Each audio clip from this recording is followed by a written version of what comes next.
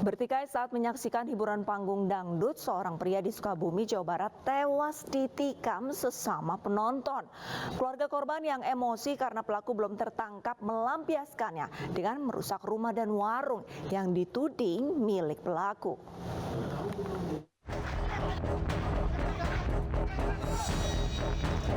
Puluhan orang yang diduga keluarga dari seorang pria yang tewas ditikam saat acara hiburan panggung dangdut mengamuk dan merusak rumah serta warung di Kampung Cibangbara, Desa Neglasari, Kabupaten Sukabumi, Jawa Barat. Dengan membawa senjata tajam, sejumlah orang ini menuding pemilik rumah dan warung merupakan pelaku penikaman yang kabur dan masih diburu polisi. Kerabat dan keluarga korban akhirnya hanya bisa melampiaskan amarah mereka dengan merusak rumah yang sudah digaris polisi dan ditinggali oleh orang tua terduga pelaku. Pada saat kejadian kami coba melerai, mencegah supaya sehingga tidak terjadi tindak pidana yang lain seperti pembakaran atau segala macam. Jadi hanya merusak. Setelah itu kami ada di lokasi, kemudian kami halau, kami dorong kembali ke kampungnya. Demikian. Berapa proses hukum akan dilanjutkan? Untuk proses hukum dilanjutkan, baik itu kasus pembunuhan maupun kasus pengerusakannya. Sebelumnya seorang pria Parubaya bernama Warta tewas bersimbah darah usai ditikam saat menyaksikan acara hiburan musik dangdut di Kampung Cibangbara, Desa Neglasari, Nyalindung, Kabupaten Sukabumi. Peristiwa ini bermula saat korban bersama temannya menuju kota Sukabumi. Di perjalanan, korban berhenti untuk melihat sesaat hiburan dangdutan.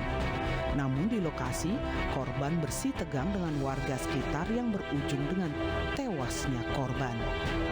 Korban sempat dibawa warga ke Rumah Sakit Umum Daerah Samsudin SH, Kota Sukabumi, namun nyawanya sudah tidak tertolong. Jenazah seorang pria yang bersimbah darah ditemukan warga di sebuah mes di Indramayu, Jawa Barat. Polisi juga menemukan linggis yang diduga digunakan pelaku untuk membunuh korban.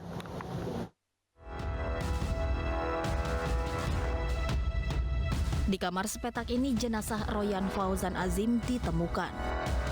Kondisi jenazah sudah bersimbah darah akibat luka yang disebabkan senjata tajam di bagian kepala. Korban merupakan penjual donat keliling.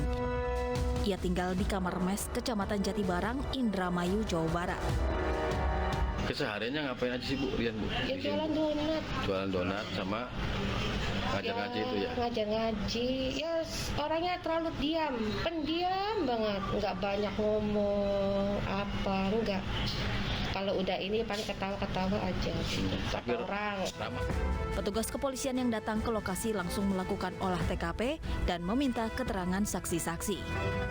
Polisi juga menemukan linggis yang diduga digunakan untuk menghabisi nyawa korban. Kita tetap melakukan status quo terhadap tempat kejadian perkara dan belum bisa untuk dibuka sebelum ada titik terang terhadap perkara ini. Untuk korban sendiri masih di rumah sakit atau sudah dibawa pulang? Korban sudah diambil sama keluarganya kembali ke Tulungagung. Untuk kepentingan penyelidikan, jenazah korban dibawa ke Rumah Sakit Bayangkara untuk divisum. Petugas Satreskrim Polres Indramayu masih mendalami kasus dugaan penganiayaan ini. Seorang mahasiswa menganiaya temannya sendiri di Palangkaraya, Kalimantan Tengah. Pelaku sakit hati lantaran sering menjadi bahan perbincangan.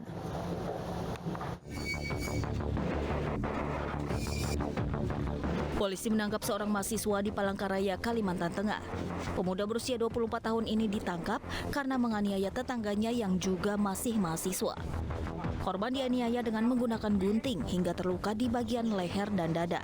Korban pun kini dirawat di rumah sakit.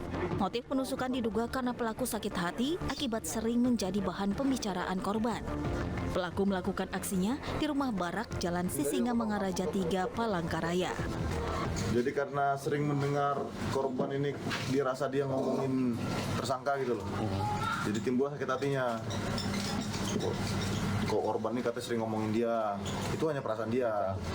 Terus dia tiba-tiba ngeliat korban lewat masuk ke kamarnya, dia udah terbesit untuk menganiaya. Berapa kali ditusuk? Kalau dari sementara keterangan dari korban, kalau dia tersangka tidak ingat lagi dia. Kalau korban merasa 2 kali, kena di leher dan di dada. Akibat perbuatannya, mahasiswa ini kini terancam tidak bisa melanjutkan kuliahnya karena harus mempertanggungjawabkan perbuatannya. Pelaku dijerat ancaman pidana 2 tahun 8 bulan penjara. Aksi kawanan begal sadis bersenjata tajam di Matraman, Jakarta Timur terekam CCTV. Akibatnya, 2 korban yang mengalami luka harus dilarikan ke rumah sakit.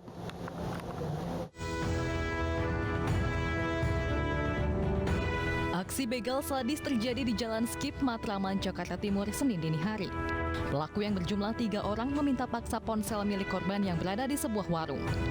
Naas, korban yang melawan justru dianiaya menggunakan celurit. Pelaku kemudian membawa ponsel korban dan melarikan diri dengan motor.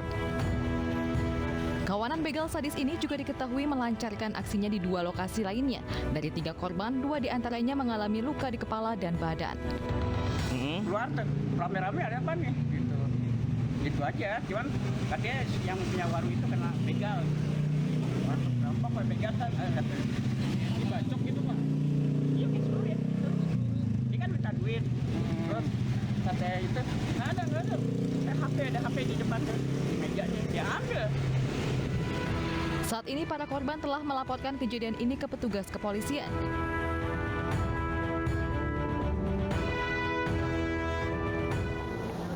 Usai jeda, sejumlah informasi kriminal lainnya akan kami hadirkan. Tetaplah bersama Realita.